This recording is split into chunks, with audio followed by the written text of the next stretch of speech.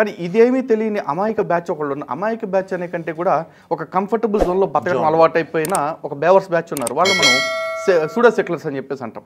ఈ pseudo seculars ఏం చేస్తూ ఉంటారంటే అయ్యయ్యో నిజంగా హిందూ మతం అంటే ఎంత హింసావాదంతో కూడుకుందా, ఎంతమంది మీద దాడులు చేస్తుందా అంటారు. ఈ దేశంలో 96% మంది హిందువులు ఉన్న కాడి నుంచి మనకి స్వాతంత్రం వచ్చిన కాడి నుంచి ఉన్నారు. కానీ ఏ రోజున ముస్లింలను మారణహోమం చేయలే, క్రైస్తవుల మీద మారణహోమం చేయలే. ఈరోజు క్రైస్తవులు అధికారికంగా 5.5%కి వచ్చేసారు. ఈరోజు అధికారికంగా ముస్లింలు వచ్చేసి దాదాపు 15%కి పాకారు. ఈరోజు అధికారికంగా హిందూ జనాభా 96% నుంచి 69.4%కి పడిపోయింది. అయినా కూడా ఈ దేశంలో హిందువులు ఏదో పీక్ కట్టలు హింస చేసేస్తున్నారు మాట్లాడుతూ ఉంటారు. సరే హిందువులు ఇక్కడ ఎక్కువ ఉన్నారు కాబట్టి మైనారిటీలకు రక్షణ లేదనుకుందాం.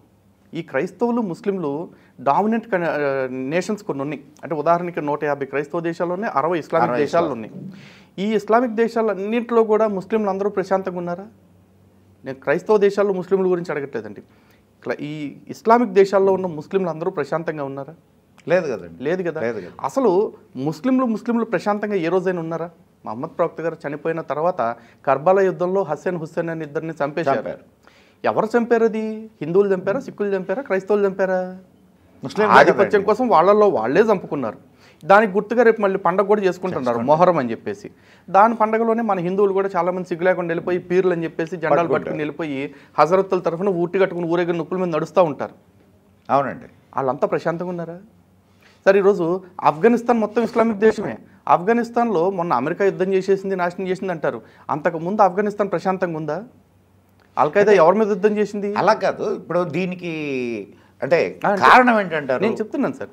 ఇక్కడ ఇస్లామిక్ దేశాల్లో ముస్లింలు ఎవరు ప్రశాంతంగా లేరు. ఈ రోజున హిందువుల్లో చాలా వర్గాలు ఉన్నాయి, చాలా కులాలు ఉన్నాయి. కానీ ఎవ్వరూ కూడా కొట్టుకోరు. అందరూ ఒకే రామాలయానికి వెళ్తారు, ఒకే శివాలయానికి వెళ్తారు, ఒకే రామాయణం, ఒకే భారతం, ఒకే భగవద్గీత, ఒక్కటే వేదం మనకి. కానీ వీళ్ళకి వచ్చేప్పటికి సున్నీల మసీదు సపరేటు, షియాల మసీదు సపరేటు, సూఫీల దర్గాలు సపరేటు. వాళ్ళకు విశ్వాసం ఉంటే వీడికో విశ్వాసం ఉంటుంది. వీళ్ళు ముఖ్య ప్రవక్తను వాళ్ళు మొక్కరు, వాళ్ళు ముఖ్య ప్రవక్తను వీళ్ళు ఒప్పుకోరు, వాళ్ళ వారసత్వాన్ని వీళ్ళు ఒప్పుకోరు, వీళ్ళ వారసత్వాన్ని వాళ్ళు ఒప్పుకోరు. కానీ వీళ్ళందరూ భారతదేశంలో మాత్రం ఏదో కష్టాలు పడుతున్నట్టు బిల్డప్ ఇస్తారు. కానీ ప్రపంచానికి అర్థం కావాల్సిన విషయం ఏంటంటే భారతదేశంలో మాత్రమే ప్రపంచంలో ఉన్న ఏ ఇస్లామిక్ దేశంలో లేనన్ని మసీదులు ఇక్కడ ఉన్నాయి. 3 లక్షల పైచిలకు మసీదులు ఉన్నాయి. ఇంకా ఇక్కడ ఇంకేం కావాలి వాళ్ళకి? అంటే ఈ మసీదులతో పాటు మొత్తం గుళ్ళన్నీ కూలగొట్టేసి కట్టుకుంటారా అంటే ఇక్కడ ముస్లింలు ప్రశాంతంగా ఉన్నట్ట? ప్రపంచంలో ఏ దేశంలోనూ లేదు. కానీ మన దేశం నుంచి సబ్సిడీలు ఇచ్చి మరి వాళ్ళ మత కేంద్రాలకు పంపిస్తున్నారు. సేమ్ క్రైస్తవులకు చూసుకుందాం. క్రైస్తవులు ఎక్కడన్నా ప్రశాంతంగా ఉన్నారా సార్? ఏ క్రైస్తవుడైనా సరే ఒక ప్రొటెస్టెంట్ క్రైస్తవుడిని నేరుగా సూటిగా ప్రశ్నిస్తూ ఉన్నా, క్యాథలిక్ క్రైస్తవుడికి నీ పరలోకంలోకి ప్రవేశం ఉందా? ఎవరినన్నా అడగండి. గ్రంథం ఆధారంగా ఇదిగో వీడు కూడా క్రైస్తవ పరలోకానికి రావచ్చు అని చెప్పమనండి. దమ్ముంటే చెప్పమనండి. చెప్పలేరు. పోనీ ఒక క్యాథలిక్ని అడుగుతాను, నీ ప్రకారం ఒక ప్రెస్బిటేరియనో లేకపోతే లోదరన్నో పరలోకంలోకి ప్రవేశం ఉందా? ఒకవేళ ఉంది అంటే కనుక మరి నువ్వు ఒకేలాగా ఉండొచ్చుగా. ఒక రకంగా ఎందుకు ఆరాధిస్తున్నాడు, నువ్వో రకంగా ఎందుకు ఆరాధిస్తున్నావు? పోనీ Catholic Bible, Protestant Bible, Anglican Bible, orthodox Bible, Baptist Bibles ఇవన్నీ ఒకటేనా? ఒక్కొక్కడికి ఒక్కొక్క బైబుల్ ఎందుకు ఉంది? అసలు ఫస్ట్ ఆఫ్ ఆల్ బైబుల్లోనే సగం పైగా బుక్కు ఎవరో తనకు నుంచి కాపీ చేసి తెచ్చుకున్నారు యూదుల గ్రంథం నుంచి. వీళ్ళకి మిగిలిందే 27 పుస్తకాలు. ఆ 27 పుస్తకాల బైబుల్ని కూడా 37 రకాలుగా మార్చుకుని చేస్తున్నారు వీళ్ళు. ఎందుకట్లా? వీళ్ళకి బేసిక్గా వాళ్ళ మతాలు రెండింటికి కూడా ఒకటే చెప్తున్నారు. మన సనాతన ధర్మంలో ఎట్లా ఉంటుందంటే మన హిందూగా ఉన్నాము అంటే మన పని ఏంటంటే ఉద్ధరేత్ ఆత్మానం ఆత్మానం అవసాధయేత్. మన ఆత్మను మనం ఉద్ధరించుకోవటం కోసం మన చేతుల్లో ఉన్న అన్ని మార్గాల ద్వారా మనం ప్రయత్నం చేసుకోవాలి. కానీ అక్కడ వాళ్ళకి జీవితాలు ఉద్ధరించబడాలంటే ఏం చేయాలంటే ఒకడు ముస్లింగా మారితే ఇంకో 10 మందిని ముస్లింగా మార్చాలి. ఒకడు క్రైస్తవుడిగా మారితే 50 మందిని క్రైస్తవులుగా మార్చాలి. ఇది వాళ్ళకి వేసే డ్యూటీ అనమాట. అలా మారిస్తేనే వీడికి పరలోకంలో మంచి పొజిషన్ వస్తుంది. అంటే మామూలుగా లేకపోతే ఏమైందంటే పరలోకం పక్కన ఏ మరుగుదొడ్ల పక్కనో లేకపోతే గడ్డోముల పక్కన ప్లేస్ వస్తుందని ఇలా ఫీలింగ్. ఇలా ఆలోచనలు అట్టగే వస్తాయి. దీన్ని బేస్ చేసుకునే కదా ఒక పాస్టర్ మంచిగా మాట్లాడతా 10,000 ఇస్తే నీకు పరలోకంలో మంచి ప్లేస్ ఇల్లు కట్టిస్తా అన్నాడు. అంతెందుకండి, బైబుల్లో సాక్షాత్తు యేసుక్రీస్తు చెప్తున్న మాట చెప్తున్నాను నేను. యేసుక్రీస్తు యోహాను సువార్తలో ఏం చెప్తా ఉన్నాడు? ఎవరైనా ఇదిగో నేను ఇప్పుడే నా తండ్రి లోకానికి వెళుతున్నాను, అక్కడ మీ కొరకు స్థలాలు సిద్ధపాటు చేస్తాను అని చెప్పేసి చెప్తున్నాడు. నువ్వు వెళ్ళి సిద్ధపాటు చేసేది ఏంటి? అంటే అక్కడికి వెళ్ళి రియల్ ఎస్టేట్ ప్లాట్. మరి ఇలాంటి మతాలన్నీ వాళ్ళు పుట్టిన చోటే వాళ్ళ బతుకులకి ఒక సెక్యూరిటీ లేదు. వాళ్ళు పుట్టిన చోటే వాళ్ళ బతుకు ఒక ఎదుగుదల లేదు. ఎందుకంటే ఈ మాట నేను ఊరికంటలా.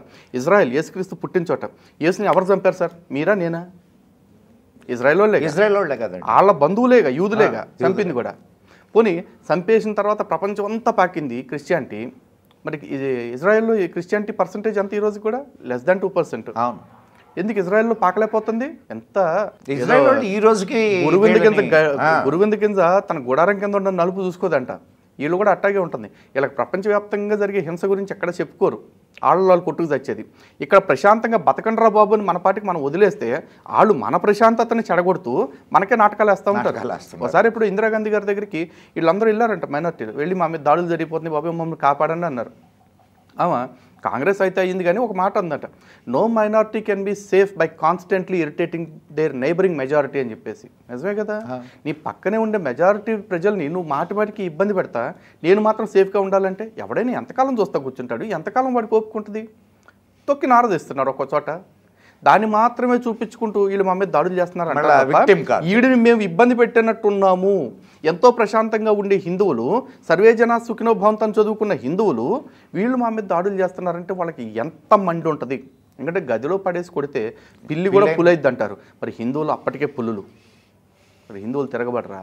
నైస్. ఇంకొక కొన్ని విషయాలు, ఈరోజు ప్రపంచవ్యాప్తంగా ఎక్కడెక్కడైతే ముస్లిమ్స్ శరణార్థులుగా వెళ్ళారో, శరణార్థులుగా వెళ్ళి అక్కడ చాలా అరాచకాలని సృష్టిస్తున్నారు. ప్రతి దేశం కూడా ఈరోజు దాన్ని పెద్ద సమస్యగా చూస్తూ ఉన్నది. అండ్ నిన్న ఫ్రాన్స్లో మనం చూసాం. మరి వీళ్ళు ఎక్కడున్నా కానీ, ఏ దేశంలో ఉన్నా, వాళ్ళ దేశాల్లో ఉన్నా ఇతర దేశాల్లో ఉన్నా ఇదే పరిస్థితి కొనసాగుతూ ఉంది. దీనికి బేసిక్గా కారణం ఏంటంటారు? సార్ బేసిక్గా అంటే మీకు తెలియని రీజనింగ్ కాదు, అయినా కూడా అడిగారు కాబట్టి చెప్తున్నా. ఇస్లాంలో 3 రకాల రూల్స్ పాటిస్తారు వాళ్ళు. ఒకటి దారుల్ హర్బ్, దారుల్ అమన్, దారుల్ ఇస్లాం. దారుల్ హర్బ్ అంటే తెలిసింది, ఎక్కడైతే 0 ముస్లిం జనాభా ఉంటుందో అక్కడికి వెళ్ళి ముందు పాగా వేసుకోవాలి. ఈ రోజున రోహింగ్యాల్ని మయన్మార్లో వాళ్ళు చేస్తున్న అరాచకాలు తట్టుకోలేక పరమశాంతులుగా చెప్పుకునే బౌద్ధులు కూడా తరిమేశారు. ఏముంది, పోసుకుంటే పారిపోయి పక్కకు వచ్చారు. మరి పారిపోయి పక్కకు వచ్చిన వాళ్ళు ఏ పాకిస్తాన్కో, ఆఫ్ఘనిస్తాన్కో, బంగ్లాదేశ్కో పోయారా? భారతదేశానికి వచ్చారు. భారతదేశానికి వచ్చి బోర్డర్లో ఎక్కడన్నా రిఫ్యూజల్ లాగా మిగిలారా? భాగ్యనగరం దాకా వచ్చి ఇక్కడ కూడా ఆధార్ కార్డులు తెచ్చుకుని ఇక్కడ కూడా బతికేస్తున్నారు. ఎందుకు ఇక్కడికి వచ్చారు? ఎందుకంటే భారత్ అనేది మైనారిటీ హెవెన్ కంట్రీ లాగా మార్చేశారు.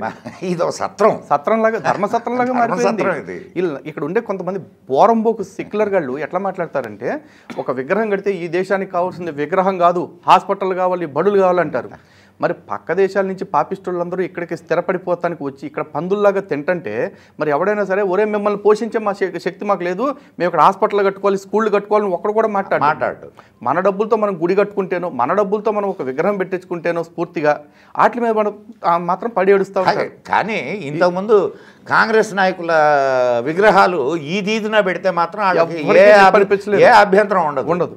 అండ్ మోరోవర్ ఇంకోటి సార్, ఇక్కడ ఒక రోహింగ్యాలైనా కాదు, ఇరాక్ యుద్ధం జరిగిన తర్వాత ఇరాక్ శరణార్థులు వస్తూ ఉంటే వాళ్ళు పోతానికి పక్కన అన్ని ముస్లిం దేశాలు ఉన్నా, ఇరాక్ ఇట్ సెల్ఫ్ ఇస్ అయినా సరే వాళ్ళు ఎక్కడికైనా సరే వాళ్ళు ఫ్రాన్స్ పోతారు, జర్మనీ పోతారు, లండన్ పోతారు, ఇంకో ముస్లిం కంట్రీకి వెళ్ళరు, ముస్లిం కంట్రీకి పోరు. ఈ లాజిక్ ఎవడు మాట్లాడరు. ఎవరికైనా ఇది మాట్లాడితే అరే పాప యుద్ధంలో అన్ని సర్వం కోల్పోయిన శరణార్థుల విషయంలో ఏమిటి రాజకీయాలు అంటారు. సర్వం కోల్పోయిన శరణార్థులకి 1000 కిలోమీటర్ల దూరం వెళ్ళటం దగ్గర 100 కిలోమీటర్ల దూరం వెళ్ళటం దగ్గర అవుతుందా సార్? ముస్లిం ఉమ్మా అని మాట్లాడేవాళ్ళు ఈ ముస్లిం ఉమ్మాలు ముస్లిం దేశాలకు లేవా? మరి అదే అంటుంది. వీళ్ళు చెప్పే యూనివర్సల్ ఇస్లామిక్ బ్రదర్హుడ్ ఏదైతే ఉందో అది ఇలాంటి శరణార్థుల విషయంలో ఎందుకు పాటించరు? మరి శరణార్థులు మాత్రం ఆ దేశం ఉండి అని తోస్తారు. మా దేశం రండి ఒక్కడని అంటాడు. ఎందుకంటే టార్గెట్ బర్డెన్ కూడా కాదు సార్, వీళ్ళ టార్గెట్ ఎక్స్పాన్షన్ ఆఫ్ ఇస్లాం. అది ఎట్లా అంటే ఈ రెఫ్యూజీస్ అనే డ్రామా ఇది చాలా పెద్ద ఎత్తున నడుస్తూ ఉంది. ఈ రోజున మీరు చూడండి, ప్రపంచంలో చాలామంది శరణార్థులు చాలా చోట్లకి వెళ్తున్నారు.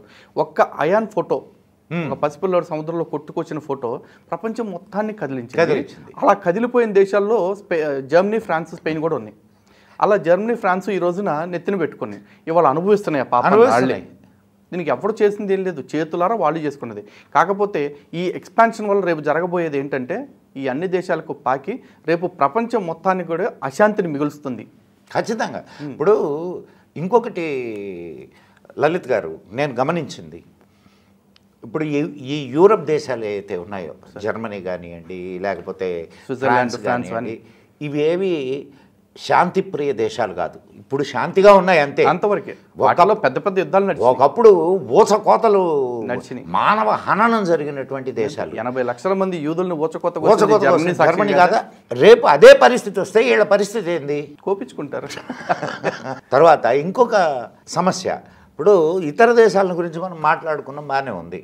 కానీ భారతదేశంలో 15% ఉన్నటువంటి వాళ్ళు మైనారిటీలుగా ఎట్లా యాక్సెప్ట్ చేస్తుంది గవర్నమెంట్? ప్రాబ్లం అదే కదా సార్. ఇప్పుడు వీళ్ళు ఏమంటారు, భారతదేశంలో మైనారిటీలు ప్రశాంతంగా లేరు, ఇది ప్రపంచవ్యాప్తంగా వీళ్ళు పోర్ట్రే చేయాలనుకుంటారు. మైనారిటీలే కాదు కదా వాళ్ళు చెప్తుంది. వీళ్ళు ఒకళ్ళు సెకండ్ బిగ్గెస్ట్ మెజారిటీ, రెండో వాళ్ళు థర్డ్ బిగ్గెస్ట్ మెజారిటీ. అలానే కంటే కూడా వీళ్ళు ఒప్పుకోకపోతే మేము మైనారిటీలువే అని అంటుంటే కనుక వీళ్ళు ఏమనాలి, ది మోస్ట్ డామినెంట్ మైనారిటీస్ వీళ్ళు ఇంత డామినేట్ చేస్తున్నప్పుడు నిజంగా రక్షణ కావాల్సిన మైనారిటీలు ఎవరైతే ఉన్నారో వాళ్ళెవరూ మాకు రక్షణ కావాలని అడగట్లా.